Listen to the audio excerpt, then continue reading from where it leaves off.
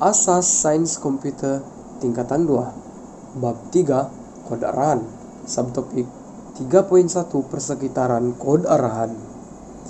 Berikut merupakan topik-topik kecil di bawah subtopik 3.1 Persekitaran Kode Arahan. 3.1.1 Jenis data dalam segmen kode. Jenis data digunakan semasa pengisytiharan suatu pemboleh ubah untuk membenarkan atau cara mengenal pasti kegunaan pemboleh ubah tersebut dalam setoran ingatan dengan berkesan. Jenis data ini dikelaskan kepada 3 bagian utama, yaitu nomor, teks, dan nilai logik.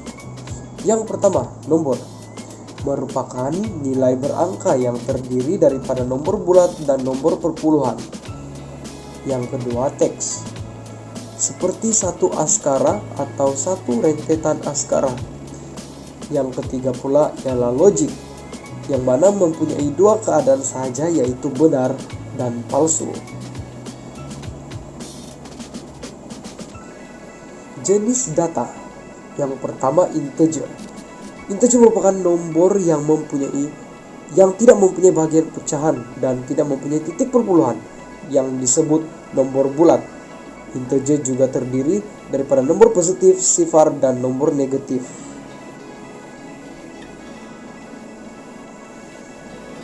Manakala double pula bertentangan dengan integer. Kenapa? Double mempunyai pecahan, yaitu nomor yang mempunyai titik perpuluhan. Jadi double dengan integer ini adalah berlawanan.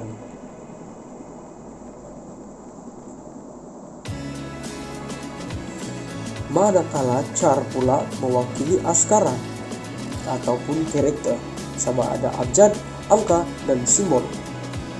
String, satu perkataan yang dibina daripada askara-askara. Untuk menulis string ini perlu ada tanda baca dan di dalam kurungan.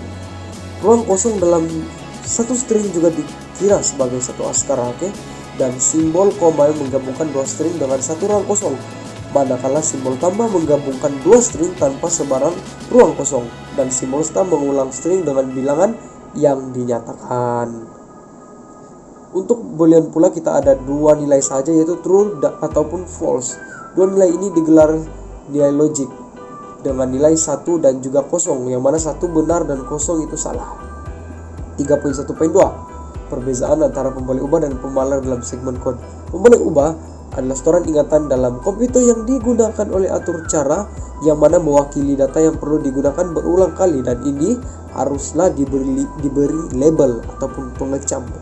Jadi semasa pemboleh ubah diisytiharkan, ruangan ingatan dalam komputer disediakan berdasarkan jenis data.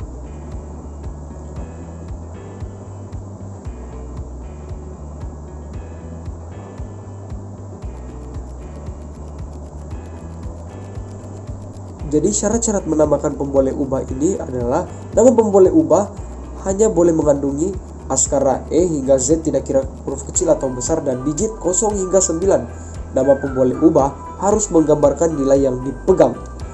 Nama pemboleh ubah tidak boleh dimulakan dengan nomor dan tidak boleh ada ruang kosong di dalamnya.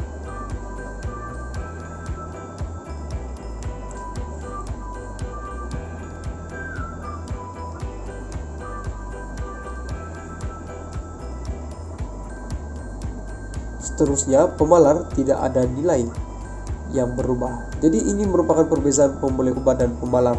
Pemboleh ubah nilainya berubah-ubah, pemalar nilainya tetap. Dan pemboleh ubah pengatur cara perlu mengingat, dan untuk pemalar pengatur cara tidak perlu mengingat. Dan ingat, kita ada 3 operator, yaitu perbandingan, logik, dan juga operator matematik. Seterusnya kita ada 3.1.3 menghasilkan segmen kode menggunakan fungsi input dan fungsi output. Fungsi input adalah maklumat yang dimasukkan oleh pengguna melalui device, sama ada papan kekunci, klik tikus, pangkalan data, screen sentuh, gerakan, atau internet. Untuk mendapatkan data input itu perlu dimasukkanlah. Untuk fungsi output adalah maklumat yang dipaparkan oleh screen komputer. Jadi fungsi input dan output membolehkan message yang hendak disampaikan dapat difahami oleh pengguna dan diterima oleh komputer.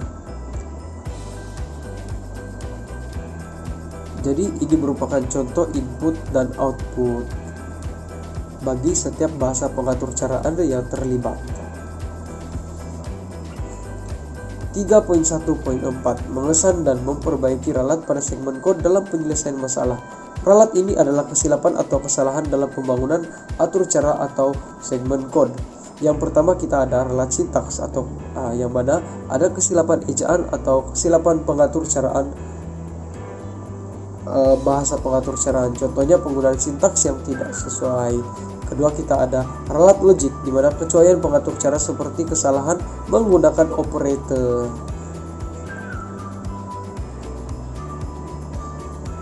Jadi ralat logik ini tidak mengganggu pelaksanaan segmen kode tetapi mengeluarkan output yang salah. Seterusnya kita ada ralat masalarian ataupun runtime error, yang mana segmen kode atur cara berhenti secara tiba-tiba disebabkan oleh pembagian dengan sifar, penambahan pemboleh ubah yang berlainan jenis data, tidak mentakrifkan pemboleh ubah, fungsi, modul atau objek sebelum digunakan. 3.1.5 Menggunakan gabungan jenis data pemboleh ubah untuk menyelesaikan masalah.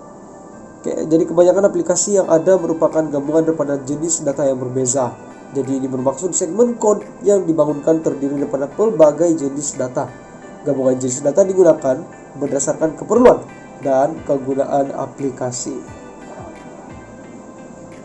Jadi ini merupakan contoh. Contoh aplikasi penggunaan jenis data dan juga jenis game yang digunakan. Langkah-langkah. Ada langkah-langkah. Langkah pertama adalah pernyataan masalah. Langkah kedua melukis carta alir untuk penyelesaian masalah. Langkah ketiga menulis segmen kode berdasarkan carta alir menggunakan Scratch. Dan langkah keempat menulis segmen kode berdasarkan carta alir menggunakan Python. Terima kasih dan selamat maju jaya.